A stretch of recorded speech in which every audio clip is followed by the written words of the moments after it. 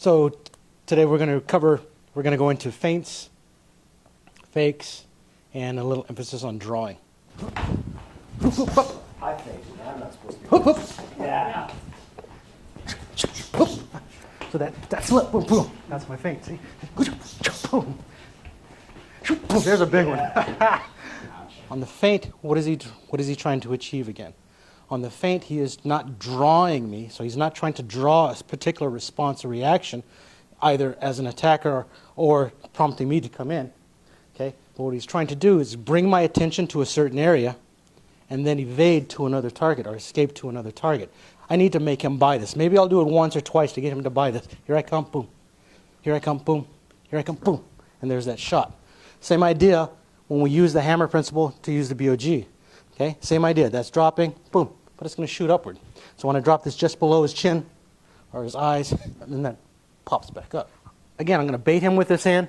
I'm not drawing him. I'm selling this shot. Because he might not get excited with that. But you can tell he's excited. Boom, he's excited. Now he's not. Boom. A little bit more penetration. If I have to, I can make a negative contact. Boom. He's really bought that. So now he doesn't know if I'm going to actually hit or, boom, take the shot as I feint to the outside. I've checked my distance. Normally this would be set up with a step. If you watched the combos earlier, it was long step, short step for that rear straight or rear cross. Long step, short step. Now, my long step is going to be hidden or replaced by the fact that I'm using a feint. Okay? So instead of this setting it up, it's boom. It's that movement of the shoulder. Okay? And it's a quick, sudden twitch. It's not overcommitted because I want to startle him enough, but not to the point where I'm over-exaggerating and he's going to end up being a counting. Okay? So right from here, just small enough so I can get that shot off. Just small enough so I can get that shoulder. So even, for example, I want him to try to touch me with that hand when he sees my shoulder go. Okay? I need to go, there it is, when he least expects it. Now another thing to remember too is when you're going to do a feint, try not to do several feints in succession because he's going to pick up on this pattern. If I'm successful with bam once, and then boom, bam, say he's getting sharper, and I try to go, oh, I did it the first time, bam, okay, it might not work. So you have to hide that behind other things. You might want to fake, you might want to draw, do something else first, or simply be a JKD guy and bam, hit him, and then go. We've already gone through this. I've hit him a couple times with that, bang. But he's managed to evade me. He's pulled away. Oh, he's pulled away. He's pulled away. Oh, I know what to do. I'll feint, bam, so I can get that step. Okay. So again, we've already established the distance. I know that somewhere in here, if I can just get his attention long enough, I can get that shot off. Let the hand go forward. Let your body go forward. Your hand is going, but your body's staying. So you need to project off that and get that small step. Okay. And don't start your shift downward until when? Until my arm is already in motion. If you stop first, for example, if I start to sink as I do the, go ahead and cut, it's fine. If I start to sink, that gives him more time. But if I shoot that first, I'm going to get the hand out there faster. If I'm thinking about doing this and this motion at the same time, it gives too much for my body to work with. I need to touch him first and then get my body down and forward. If I do this right, remember, as I fully extend this, this is my protection. Boom. Okay, so even if he gets a chance to cut that, okay, I still have some shielding. If I feint and I get a JKD'er and I feint, he should be going to hit. Now he's going to hit one of two places.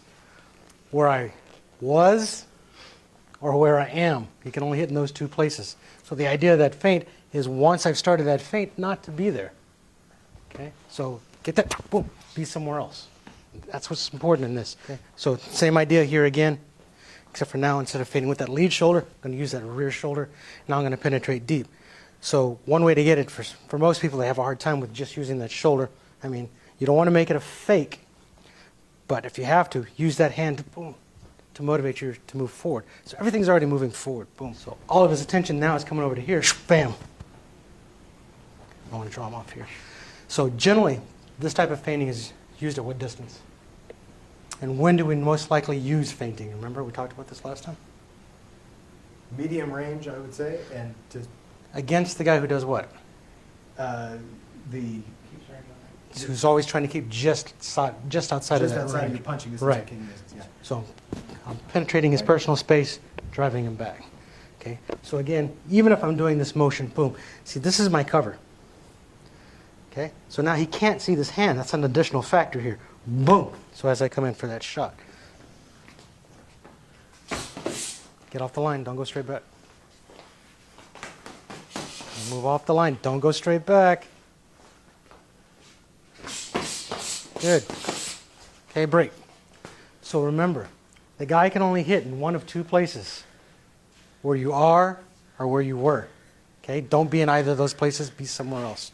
So I see you guys are sometimes getting some good combinations and you go straight back to where you started from. And that comes from classroom training. Right. Okay? Boom, boom, boom, boom, boom. Move somewhere else. So you have to start thinking in the classroom that you're outside.